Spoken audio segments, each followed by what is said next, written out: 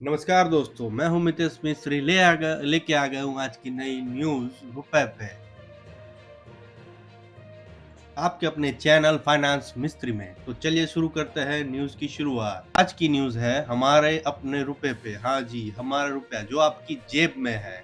क्या आप जानते हैं कि भारतीय रुपया अभी इतिहास में सबसे कमज़ोर स्तर पर आ गया है? लगभग 91 प्रति डॉलर को पार कर गया है, जो अभी पहले कभी हुआ नहीं था। आज हम बात करेंगे क्यों रुपया गिर रहा है, इसका असर आपकी जेब पर क्या होगा और क्या सरकार आरबीआई कुछ कर भी रही है। चलिए जानते हैं अगली न्यूज़ में।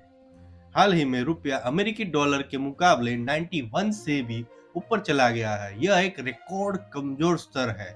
ये गिरावट विदेशी निवेशकों के व्यवहार और डॉलर की मजबूती और अमेरिका भारत व्यापार समझौते में देरी जैसी वजहों से आ रही है।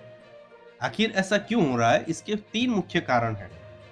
बाहुबली डॉलर सबसे बड़ा कारण है अमेरिकी इकोनॉमी का मजबूत होना।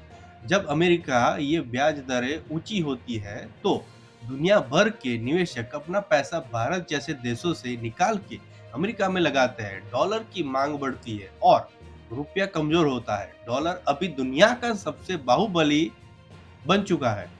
दूसरा कारण है कच्चा तेल। भारत अपनी ज़रूरियात का 85% से ज़्यादा कच्चा तेल बाहर से खरीदता है। इसके मुताबिक कच्चे तेल का भुगतान हमेशा डॉलर में ही होता है। जब तेल महँगा होता है, तो हमें ज़्यादा डॉलर खरीदना पड़ता है, जिससे रुपये पर दबाव बढ़ता है। और तीसरा कारण है विदेशी निवेशकों का किनारा करना। पिछले कुछ महीनों में विदेशी संस्थागत निवेशकों एफआईआईज़ ने भारतीय शेयर बाजार से भारी मात्रा में पैसा निकाला है। जब वे अपना निवेश बेचकर डॉलर वापस अपने देश में ले जाते हैं, तो रुपए की वैल्यू गिरती है। दोस्तों, इसका क्या होगा आम आदमी पे असर?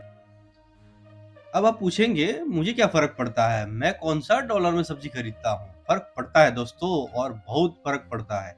इसे कहते हैं इम्पोर्टेड इन्फ्लेशन। जबकि मैंने आगे बताया, हम क्रूड डॉलर में खरीदते हैं, तो महँगा पेट्रोल डीज़ल, जैसा मैंने बताया, डॉलर महँगा मतलब पेट्रोल महँगा, और पेट्रोल महँगा मतलब ट्रांसपोर्ट महँगा, जिसका सीधा असर सब्जियों, दूध और रोज़मर्रा की हर चीज़ के दाम पर पड़ता है।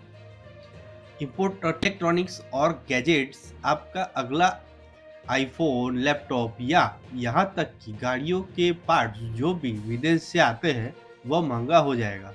विदेश यात्रा और पढ़ाई, अगर आपका बच्चा विदेश में पढ़ता है, तो उसकी फीस भेजना अब आपकी जेब पर बहुत भारी पड़ता है। विदेश घूमना भी महंगा हो जाएगा। जरूरी नहीं है कि गिरते रुपए से उन लोगों को फायदा होता हो जो भारत के बाहर सामान बेचते हैं, या जो आईटी कंपनियों में काम करते हैं, जिनकी कमाई डॉलर में होती है। लेकिन आम आदमी के लिए अब भी आने वाले कुछ महीनों में अपनी बजट पर नजर रखें। यह समय फिजूल खर्ची का नहीं है, बल्कि समझदारी से निवेश करने का है। रुपए की यह उठापटक तो चलती रहेगी, लेकिन अगर आप अपनी फाइनेंशियल नॉलेज को हमेशा ऊपर रखना चाहते हैं, तो हमारे चैनल फाइनेंस मिस्त्री को सब्सक्राइब करें, फॉलो करें, लाइक करें, ताकि आपको अपने निवेश को कहाँ रखना है, अपने पैसे को कैसे बढ़ाना है, वो हमेशा पता चलता रहे और आप करंट मार्केट से अप टू डेट रहें। और हमें कमेंट में बताएं, क्या पेट्रोल के बढ़ते दाम का असर आपके महीने के बजट पर पड़ना शुरू हो चुका है या नहीं। धन्यवाद। मिलते हैं अगले वीडियो में।